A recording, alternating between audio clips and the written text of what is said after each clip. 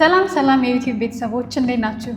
ዛሬ የኮሌጅ አድሚሽንስ ክራይቴሪያ ከሆነ ውስጥ አንዱን ሬኮሜንዴሽን ሌተር እናያለን። I will explain how many recommendation letters you need፣ ማን መጻፍ እንዳለበት እናም እንዴት ኢንቫይት አድርጋችሁ ሬኮሜንደሮቻችሁ ማስገባት እንደሚችሉ እናያለን። ከዛም በተጨማሪ ሬኮሜንዴሽን ሌተሩን እንዴት ጠንካራ ለእናንተ ኮሌጅ አፕሊኬሽን እንዲጠቅማችሁ ማድረግ እንዳለባችሁ ዲስከስ እናደርጋለን። በመጀመሪያ how many recommendation letters do you need? ብዙ የዩኤስ ዩኒቨርሲቲዎች ከ1 እስከ 2 የአስተማሪ ሬኮሜንዴሽን ሌተር ሪኳየር ሲያደርጉ አንድ የካውንስለር ወይም ደግሞ የስኩል ፕሪንሲፓል ሬኮሜንዴሽን ሌተር ሪኳየር ያደርጋሉ። ሪኳየርድ ከተባሉት ሬኮሜንዴሽን ሌተር በተጨማሪ ኦፕሽናል የሆኑ ከሜንቶሮቻችሁ፣ ከኮሚኒቲ ሊደር ወይም ከሌሎች ሰዎች ማስገባት ትችላላችሁ።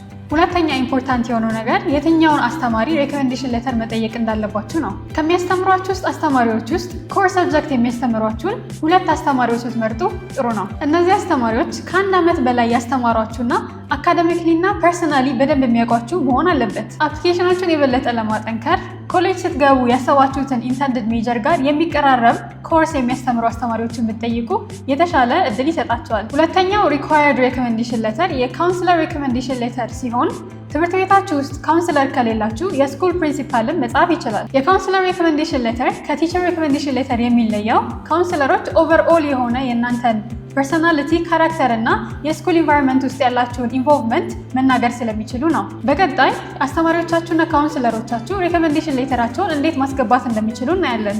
ሬኮሜንደሮቻችሁን ኢንቫይት ለማድረግ መጀመሪያ ኮመን አፕ ውስጥ ሳይን አፕ ማድረግ አለባችሁ። አካውንታችሁ ውስጥ ኮሌጅ ሊስት የሚለው ፓርት ውስጥ በመግባት አንዱን ኮሌጅ መርጣችሁ ሬኮሜንደርስ ኤንድ ፈርፓ የሚለው ታብን መንካት አለባችሁ። እዛ ታብ ውስጥ ሬኮሜንደሮቻችሁን ኢንቫይት ከማድረጋችሁ በፊት ፈርፓ ዌቨር ኮምፕሊት ማድረግ አለባችሁ። ፈርፓ ዌቨር የሚባለው እናንተ የሬኮሜንደሮቻችሁን ሌተሮች ማየት እችላለሁ ወይስ አልችልም የሚለውን ዌቭ ማድረግ ወይም ደግሞ አያለው ማለት ነው። ፈርፓ ላይ ራይታችሁን ዌቭ ካደረጋችሁት ሬኮሜንዴሽን ሌተራችሁን አላይም እያላችሁ ነው። ፈርፓ ዌቨር ላይ ዌቭ ካላደረጋችሁት ሬኮሜንዴሽን ሌተሩን በኮመን አፕ ሳይድ ማየት ፈልጋለሁ እያላችሁ ነው። ለተማሪዎች የሚመከረው ፈርፓ ራይታችሁን ዌቭ ማድረግ ነው። ማለትም ሌተሩን አላይም ብላችሁ መጻፍ ማለት ነው። ይህም ለዩኒቨርሲቲዎቹ የሬኮሜንዴሽን ሌተራችሁ ባያዝድ እንዳልሆነ ይናገራል። ይህን ፓርት ፊል ካደረጋችሁ በኋላ የኢንቫይት ሬኮሜንደርስ የሚል ሴክሽን ይመጣላችኋል። እዛ ላይ የሬኮሜንደሮቻችሁን ፉል ኔም ማለትም ፈርስት፣ ሚድል እና ላስት ኔም እናም ኢሜይላቸውን በማስገባት ኢንቫይት ማድረግ ትችላላችሁ። ሬኮሜንደሮቻችሁን ኢንቫይት ካደረጋችሁ በኋላ በኮመን አፕ ሳይድ እነዚህ አስተማሪዎች ሌተራችሁን እንዳስገቡና እንዳላስገባችሁ ስታተሱን ቼክ ማድረግ ትችላላችሁ። ኢንቫይት ካደረጋችኋቸው በኋላ በኮመን አፕ ሳይድ አስተማሪዎቻችሁ ሌተራችሁን እንዳስገቡና እንዳላስገባችሁ ስታተሱን ቼክ ማድረግ ትችላላችሁ። ነገር ግን ፈርፓ ራይታችሁን ዌቭ ካደረጋችሁ አክቹዋል ሌተሩን ማየት አትችሉም። ናው ዳት ዩ ኖ የትኞቹን አስተማሪዎች መምረጥ እንዳለባችሁና እንዴት ኢንቫይት ማድረግ እንደምትችሉ አሁን ሬኮሜንዴሽን ሌተሮቻችሁ እንዴት ስትሮንግ መሆን እንዳለባቸው እናያለን። ናው ዳት ዩ ኖ የትኞቹን አስተማሪዎች መምረጥ እንዳለባችሁና እንዴት ኢንቫይት ማድረግ እንደምትችሉ ጠንካራ የሆነ ሬኮሜንዴሽን ሌተር ምን እንደሚመስል እናያለን። በመጀመሪያ ሬኮሜንዴሽን ሌተር ከሌላው ፓርት ኦፍ ዩር አፕሊኬሽን ለምን እንደሚለይ እንይ።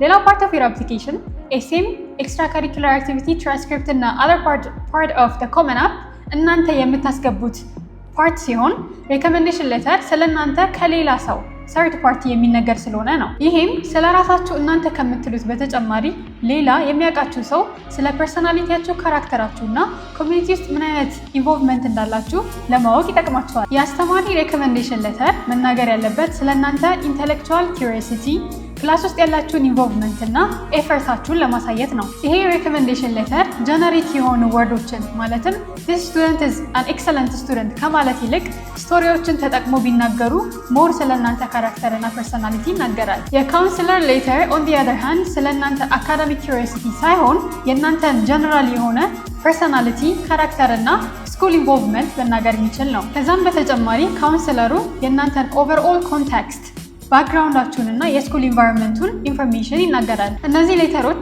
ፐርሰናል ስቴትመንታችሁና አክቲቪቲዎቻችሁ ጋር አላይን ማድረግ አለባቸው። ሬኮሜንዴሽን ሌተር አስተማሪዎቻችሁን ወይም ካውንስለሮቻችሁን እንዲጽፉላችሁ ከመጠየቃችሁ በፊት ብራግ ሺት የሚባል ነገር አዘጋጅታችሁ ብትሰጧቸው ሬኮሜንዴሽን ሌተራችሁ ስትሮንግ ይሆናል። ብራግ ሺት የእናንተን አቺቭመንቶችና የሰራችኋቸውን አክቲቪቲዎችን የሚገልጽ አንድ ዶኪመንት ሲሆን አስተማሪዎቻችሁና ካውንስለሮች ስለ እናንተ ሲጽፉ ሞር ኢንፎርሜሽን እንዲኖራቸው ያደርጋል። ሬኮሜንዴሽን ሌተር ስትጠይቁ ለአስተማሪዎቻችሁና ካውንስለሮቻችሁ አትሊስት 1 ወር ጊዜ ስጧቸው። If you found this video helpful, make sure to like and subscribe.